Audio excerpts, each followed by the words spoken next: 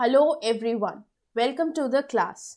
Today we will going to talk about top 25 MCQs from the topic growth in animals. Okay, so the topics that is being included here are the animal tissues and genetics. Okay, so we're going to see the questions based on these two topics. Okay, so let's get started with the class. So here comes the first question.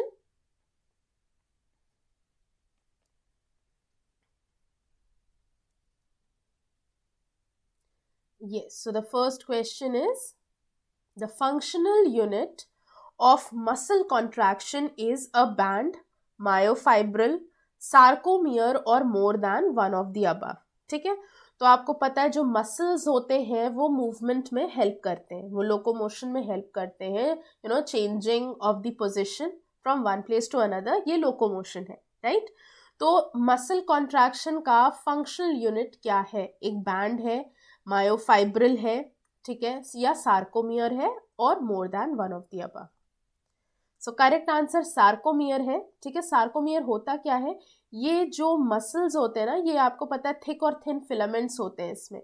ठीक है, यहाँ पे like if we talk about the muscle, okay, तो जब muscle contract करते हैं या relax करते हैं, so it is basically the actin and myosin, जो फिलामेंट्स होते हैं थिक और thin filaments, they slide over each other and this is how the muscle movement occur. ठीक है, तो आपको दिख रहा है कि थिक फिलामेंट्स वो ब्लू कलर के हैं और थिन फिलामेंट्स भी आपको दिख रहे हैं, ठीक है, रेड में है।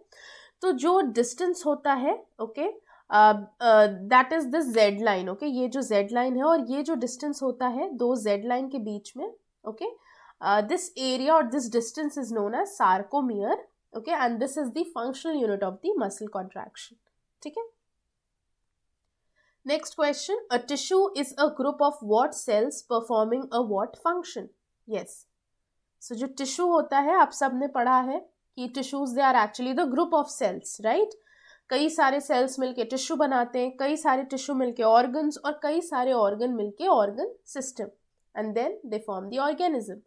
तो जो सेल्स होती हैं वो कैसी होती हैं? डिफरेंट और similar, and they perform a different, similar, specific, what type of function, आपको ये बताना है।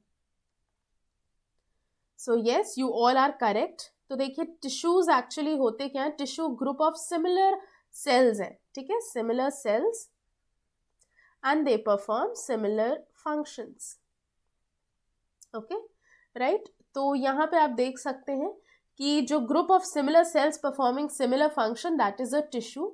ओके, तो टिश्यू में क्या होता है? ग्रुप ऑफ सेल्स आप कह सकते हैं, ठीक है, कई सारी सेल्स एक साथ they just combine together, and वो सारी cells they carry out the specific function. ठीक है, जैसे क्या होता है, आपने कुछ यूनिसेलुलर या सिंगल सेल्ड ऑर्गेनिज्म में देखा है, जैसे अमीबा। ओके, एक सिंगल सेल है that is capable of carrying out all the important functions. Okay, but जब हम टिश्यू की बात करते हैं तो टिश्यू में क्या होता है? ग्रुप ऑफ सेल्स होते हैं, कई सारे cells, okay, and they are being assigned a specific function or a similar or the specific function. ठीक है, right? Now moving ahead to the next question. The tissue that has cilia on the outer surface, okay, and whose movement pushes the mucus forward is the what type of epithelial tissue? ठीक है, तो जब आप animal tissues पढ़ते हैं आपको ये पता है there are 4 different types of animal tissues, जैसे एपिथेलियल है, कनेक्टिव है, मस्कुलर है, ओके, नर्वस है। So these are the 4 type of tissues. Okay, अब एपिथेलियल टिश्यू में वो कौन सा टिश्यू है? जिसमें सीलिया होता है, and it is responsible for pushing और मूविंग द म्यूकस फॉरवर्ड। ठीक है, तो इसका करेक्ट आंसर है columnar.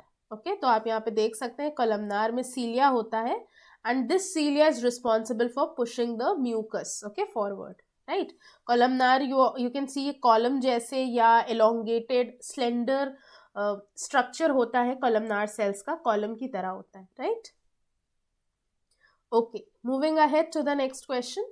Name the special type of connective tissue present in our nose, ear, trachea, larynx which we can fold. Okay, आपको ऐसे connective tissue के बारे में बताना है जो कि नोज में है, ईयर में है, ट्रेकिया में है, लैरिंग्स में है, एंड विच कैन फोल्ड। ठीक है, जिसको हम फोल्ड कर सकते हैं, राइट? तो किसको हम फोल्ड कर सकते हैं? कार्टिलेज, टेंडन, लिगामेंट और bone. We all know bone, it is so hard, right? We can not bend the bone, right, but we can bend the cartilage. तो यहाँ पे करेक्ट आंसर कार्टिलेज है. और आपको पता है कि हम अपने ईयर पिना को भी फोल्ड कर सकते हैं या बेंड कर सकते हैं. So because in our ear pinna also there is cartilage present. Okay, so ear pinna, like ears, nose, rib cage, okay, trachea, larynx, all of them will going to have the cartilage. Okay, next question, areolar connective tissue is not found in. okay, देखिए areolar connective tissue की जब बात करते हैं ना, तो areolar connective tissue cotton की तरह होता है. ठीक है, जैसे cotton if we get any injury or any sort of such thing, सो हम क्या करते हैं, कॉटन को अप्लाई करते हैं, राइट, फॉर दी रिपेयर और कि वो ब्लीडिंग स्टॉप हो जाए, राइट. सिमिलरली जो एरियोलर कनेक्टिव टिश्यू है, it also helps in the repair. Okay, और जैसे हम कॉटन को, जैसे अगर हमें कोई भी एक ऐसी चीज़ है that can break, like if we are gifting someone glasses. ठीक है, अगर हम ग्लासेस दे रहे हैं तो आप देखते हैं कि ग्लास को जब पैक करते हैं तो उसके अराउंड कॉटन या सम पेपर कुछ ऐसा उसमें फिक्स कर देते हैं कि वो जो ग्लासेस है उनमें मूवमेंट ना हो, तो वो ब्रेक ना करे. सिमिलरली ये जो एरियोलर कनेक्टिव टिश्यूज हैं, इट इज ब्लड वेसल्स के भी अराउंड होते हैं और इंटरनल ऑर्गन्स में भी पाए जाते हैं. ओके, तो कहाँ पे ये प्रेजेंट नहीं होते? तो areolar tissue they are not present between teeth and gums. Okay, देखिए ये प्रेजेंट होते हैं between skin and muscles, blood vessels में, नर्व्स में, बोन मैरो में, बट टीथ और गम्स में नहीं होते. ठीक है, तो एक टाइप से ये सपोर्टिव टिश्यूज होते हैं. Okay, around the blood vessels, between the internal organs. Okay, right. Next, moving ahead to the next question, which of the following classes of animal has or have two chambered heart. Okay, अब आपको बताना है इनमें से कौन सी class है जिसमें to chambered heart है.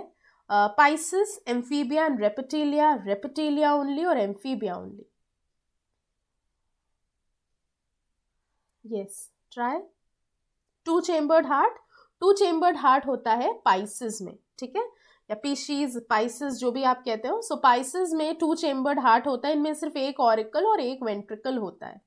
ठीक है, so fish they have single circuit for blood flow and two chambered heart. Okay, तो उनमें सिंगल एट्रियम और सिंगल ventricle होता है. So they have two chambered heart total. Okay, now next question is, which tissue acts as a first line of protection for body from any physical or chemical damage? Okay, तो कोई भी physical या कोई भी chemical damage हो तो पहला line of protection क्या है? Adipose tissue, epithelial tissue, muscular tissue और areolar tissue? Yes. First line of protection for body from any physical or chemical damage.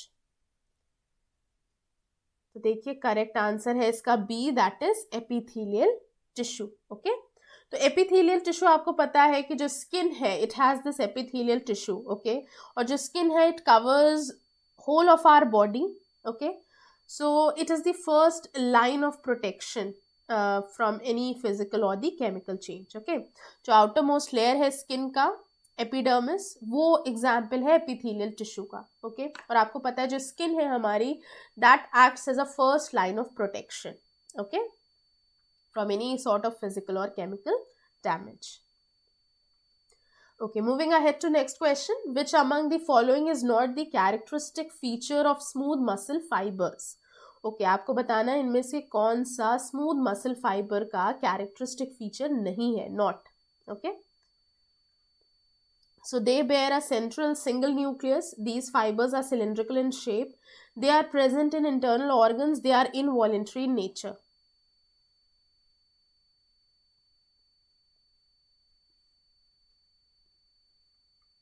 yes, which is not a characteristic of smooth muscle fibre. तो देखिए तीन type के muscles होते हैं, skeletal, smooth और cardiac. अब आप सबके शेप देखिए कि जो स्मूथ मसल की बात हो रही है इसमें सेंट्रल सिंगल न्यूक्लियस होता है, ये तो करेक्ट है.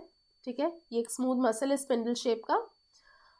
तो this is the smooth muscle, ऐसा होता है, और यहाँ पे सेंट्रल में न्यूक्लियस होता है, सेंटर में. ठीक है, they are present in internal organs, ये भी सही बात है, क्योंकि जो स्केलेटल मसल है जैसा कि इसका नाम है स्केलेटल, तो ये स्केलेटन से अटैच्ड होता है। स्केलेटन मीन्स लाइक जो हैंड्स की और लेग्स की जो बोन्स होती हैं उनसे ये मसल अटैच्ड होता है, ठीक है। कार्डियक मसल हार्ट से अटैच्ड होता है, ओनली प्रेजेंट इन हार्ट।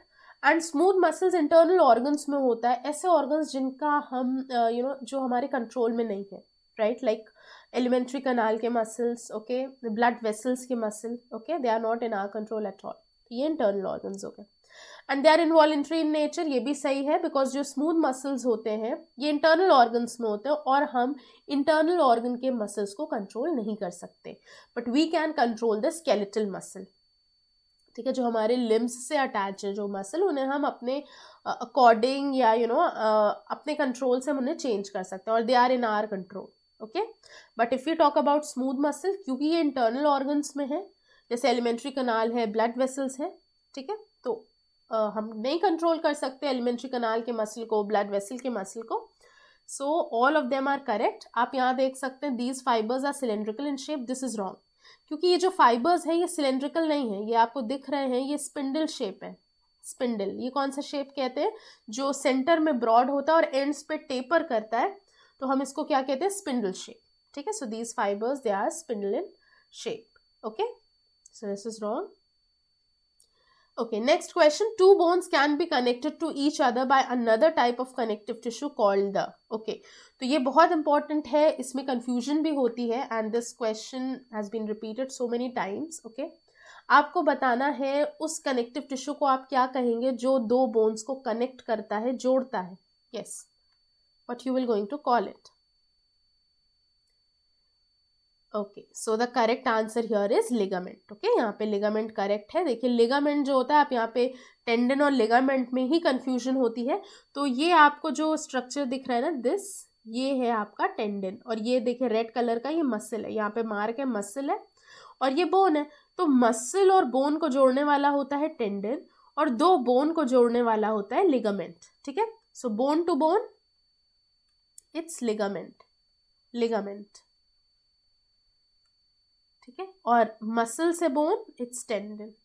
ये जरूर याद रखिएगा, this question has been repeated so many times. Okay, so ligament connective tissue है जो बोन और बोन को जोड़ता है, और tendon connects muscle to bone, and जो फेशिया होती है it connects muscle to muscle, और मसल से मसल को जोड़ने वाला फेशी है, ओके, और मसल से बोन को जोड़ने वाला टेंडन है, बोन से बोन को जोड़ने वाला लिगामेंट है, ठीक है। सो प्लीज मेक श्योर ये आपको क्लियर हो, because question like these has been already asked in the exams. Okay, next question. The storage of fats in animals occurs in which tissue? Okay, fat का storage कहाँ पे होता है animals में, किस tissue में, एडिपोसाइट में, रेटिकुलोसाइट में, ऑस्टियोसाइट में, या कॉन्ड्रोसाइट में?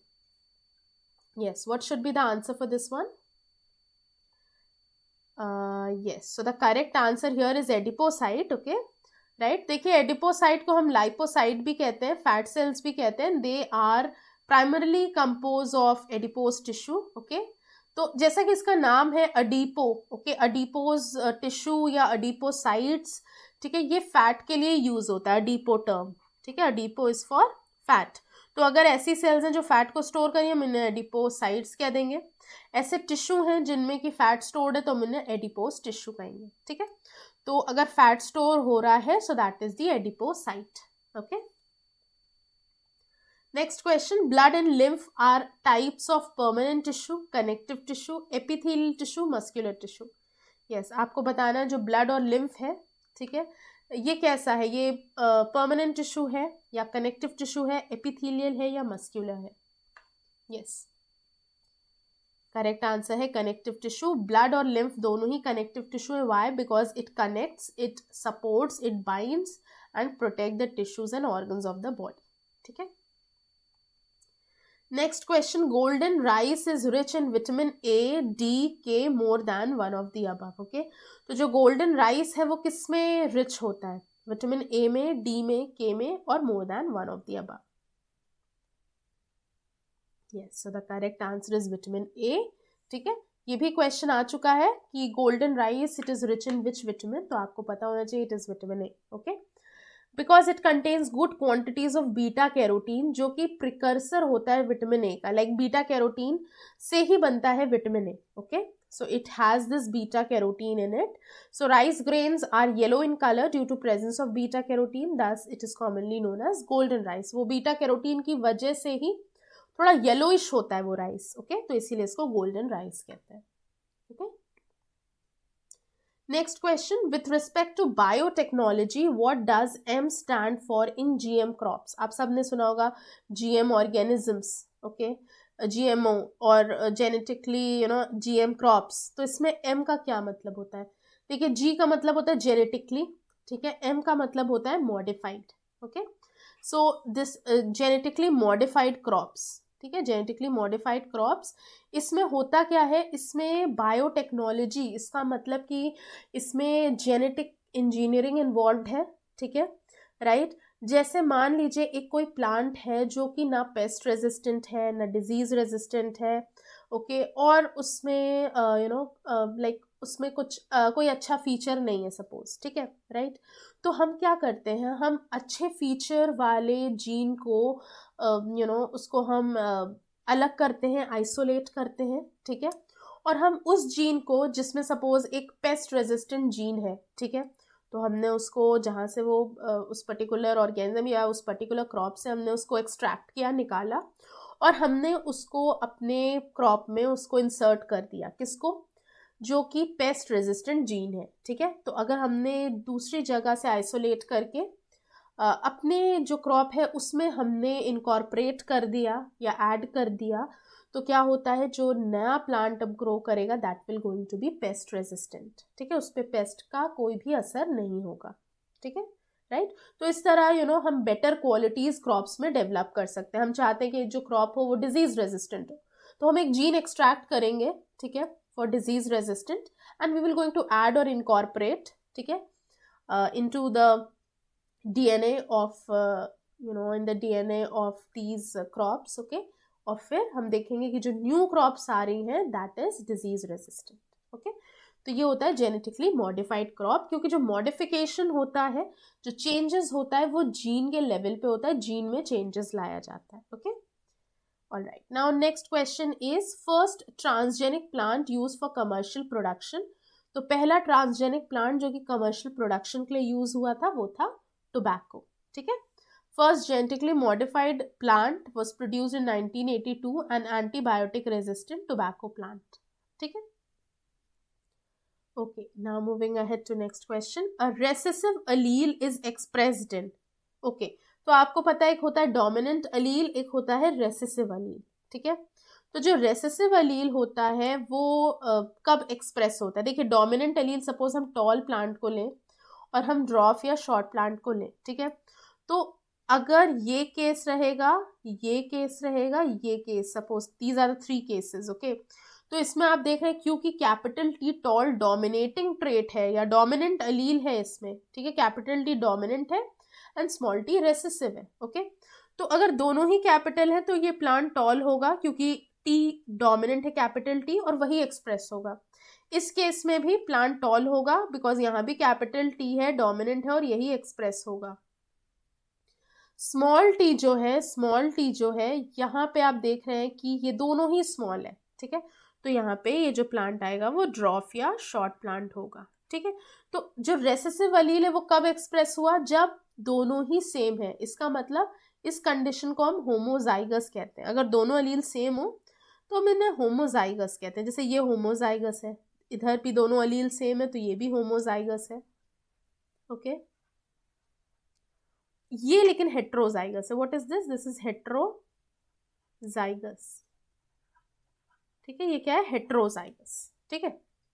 तो जो रेसेसिव अलील है वो होमोजाइगस कंडीशन में एक्सप्रेस होता है। कब? अगर दोनों ही स्मॉल टी हो तो, ओके, राइट, या दोनों ही अगर रेसेसिव प्रेजेंट है तो ही ये एक्सप्रेस हो, ओके। सो होमोजाइगस एक ऐसा कंडीशन होता है जिसमें pair of allele, okay, they are identical. ये भी आपका होमोजाइगस है और ये भी होमोजाइगस है, ठीक है। हेट्रोजाइगस कब होगा? जब दोनों डिफरेंट होंगे अलील, ठीक है। I hope this is clear, homozygous, heterozygous. तो जो डोमिनेंट ट्रेट है वो होमोजाइगस और हेट्रो दोनों में एक्सप्रेस हो रहा है, ठीक है, बट जो रेसेसिव ट्रेट है वो होमोजाइगस कंडीशन में ही एक्सप्रेस होगा। This you need to understand. Next question, in a plant red fruit are dominant over yellow fruit, and tallness capital T is dominant over shortness. ठीक है, तो capital R है for the red fruit, okay, and this is for the, okay, so yellow fruit, okay, and tallness is capital T, it is dominant over shortness, okay. So if a plant with, okay, so यहाँ पे थोड़ा सा we need to change this, ठीक है, right, okay अब आपको एक plant को क्रॉस करना है, दैट इज कैपिटल आर